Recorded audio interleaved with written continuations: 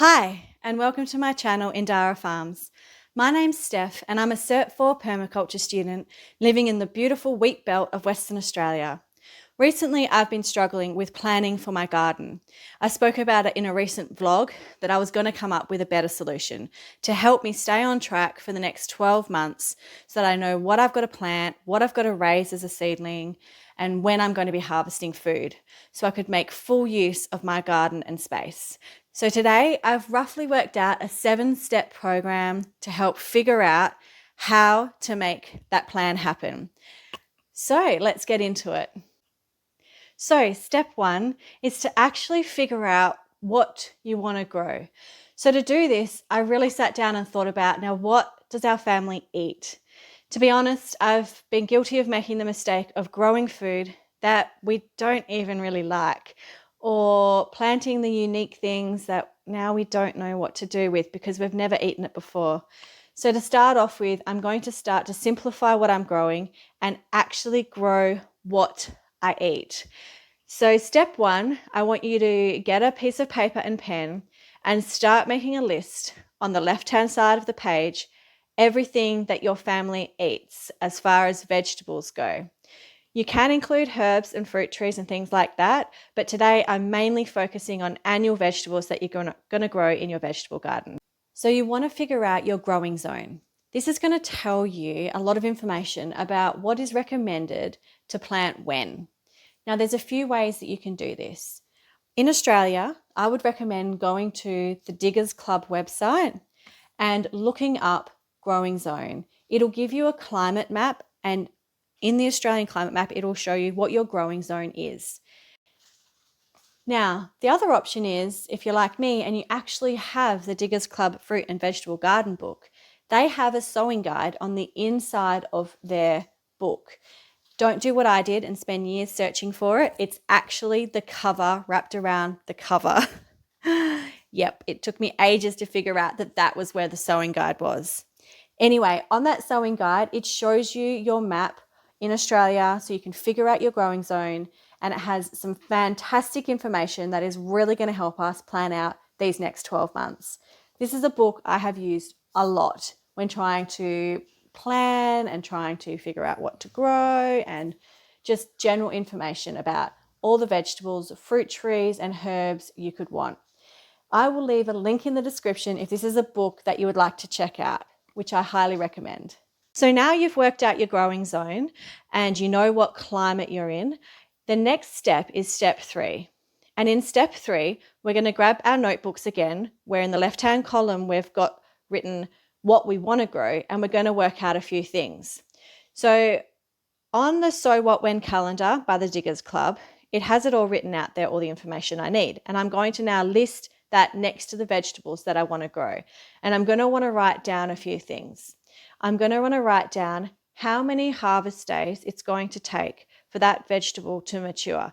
This is important when I'm trying to figure out planning my garden for 12 months, because I need to know when that plant is going to be finished, and so I can rip it out or harvest it, and then I can replant something. Now, if you don't have the Diggers Club seed sowing calendar and book, that's okay. There are other ways to figure it out. You can grab a seed packet, and on that seed packet, it will list how many days until harvest. So if you have the seeds that you know you want to grow this year, you can just look through those seeds and have a look on the packet.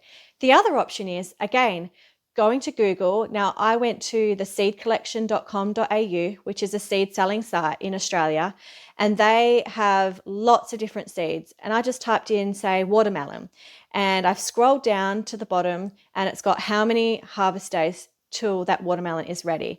I wouldn't be stressing too much about the varieties. You're just trying to get a rough idea so you can go through and plan out the 12 months. So now we're going to go back to our notebooks, and we're going to start making a list of all that information.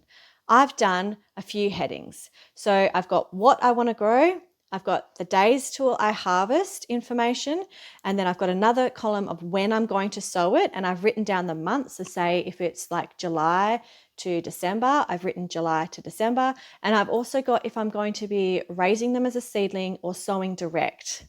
So go ahead and gather up all the information for the ones that you want to grow and write that down in your notebook. This is where I do love the Diggers Club calendar because all the information is right there. So I'm not having to Google and grab seed packets. I find this book really helpful. It's genuinely something that I refer to all the time. It has some fabulous information in there and it goes through in detail about lots of different vegetables, fruits and herbs specifically for Australia. I will leave a link in the description box below if you would like to check it out. So now we're up to step 4.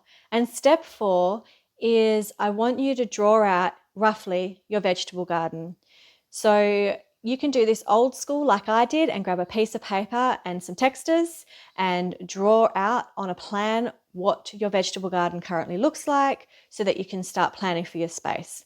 Your other alternative is you can definitely do this on your computer on a Word document, and I want you just to fill in if it's boxes, just get a rough plan together of your vegetable garden. Now you're going to use this main first one as your master copy when you're doing it old school like me. So put that one to one side. So from now on, you've got that permanently and you will find that so useful for any other things throughout the year that you're planning. I now use that master copy and I trace out 12 different ones. So I've got the 12 months of the year for the garden. Right, so you've traced off your 12 months worth of plans, or you've done it on your computer or an Excel spreadsheet. Now what I want you to do is put a heading at each one from January to December. So you're now getting each month their own individual plan. Next, write some headings in a space on the plan. You want to write raise, direct sow, harvest, and also plant seedlings. Yes, you want to remind yourself that you grew seedlings and you want to plant them out this month. How many times have we left seedlings withering away because we've forgotten about them or we didn't plan the space properly, and we don't want to do that anymore. Another important step in step 4 is to number your beds. If you have a large garden, this is going to be very helpful because you may want to sow succession plants. So you're not always going to know where you're going to stick those carrots if you want to grow them throughout the year continuously. So for me, I've gone through and numbered my beds from 1 to 13. If you only have one bed, then you don't need to worry about this. Okay, step 5.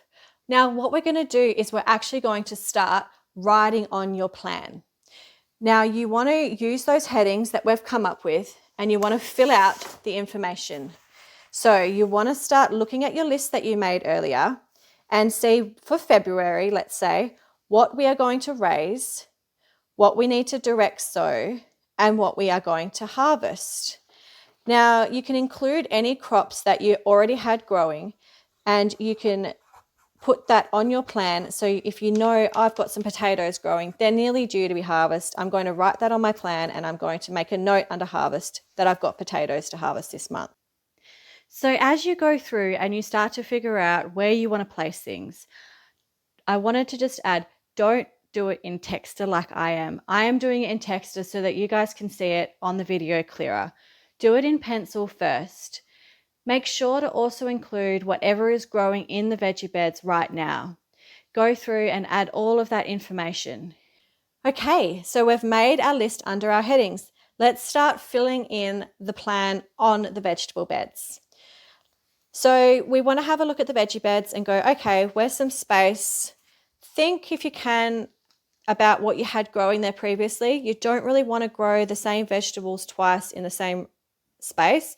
So if I know that I've had potatoes growing in one bed, I want to really move them to a different space.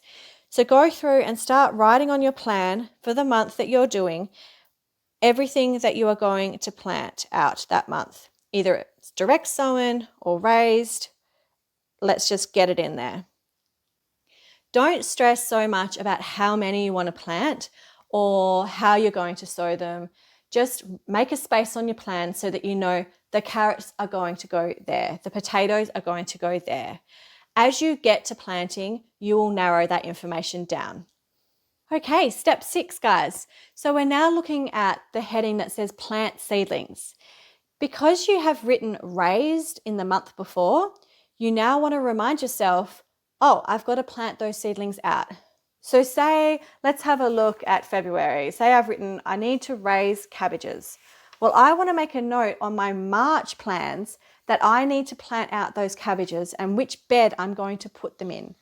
This helps you plan ahead. I would recommend leaving some gaps when you are planning, because you will find that you will fill those gaps throughout the year. You may also want to include things that you haven't planned for, or things that you raised maybe extra of that you didn't really account for. So definitely leave the few odd spaces, but we want to go through and fill out all the information we can each month as much as possible, so we can be so prepared for the upcoming 12 months. And now we're up to step 7. This is actually the harvest heading that you filled in. So by now you've probably worked out that after a few months, you realize that you may actually be able to harvest some of the plants that you've grown. So this is where you will look up on your notes that you made. Let's use spring onions for an example. That one says I've got to harvest it in 9 to 15 weeks. I'm going to be generous and give myself that 15 weeks for that space in my veggie patch to make sure that those plants do grow enough and I do get a harvest. I don't want to rush these things. Now, so I'm going to add 3.5 months to the time that I had written it in on my plan. So say that was February, I'm going to add March, April, May. So, middle of May, June, I want to be harvesting those spring onions. So let's go ahead and write that on our plan in May or June. So what I've done is, as I've gone through and I've actually written in what I'm planting, I look at the harvest time when I'm actually writing it in my plan, and I go ahead and start pre-filling in that information as I'm going. This really helped me to not be going, oh, I can't remember, or I just now look at that month and go, oh, that's right, I'm actually harvesting that before I even start looking at my plan, because now I know that month I have got a spare space in my garden where I can now plant something else that I've either raised or I'm going to direct sow. I hope you have found this helpful in planning out your garden for the next 12 months. I know it's going to set me up on the right track straight away. Now, if you have any questions at all, please leave them in the comments below and I will answer them. If I see a common thread, I'll make sure I do a follow-up video helping give guidance anywhere I can. I want you guys to be able to grow an abundance of food like I'm hoping to this year too. And hey, now we know what we're going to grow, we can go order some seeds, right? My next video I'm going to do is where I order my heirloom vegetable seeds from in Australia. So if you're interested or you like this video, please subscribe and hit the like button, and happy gardening, guys.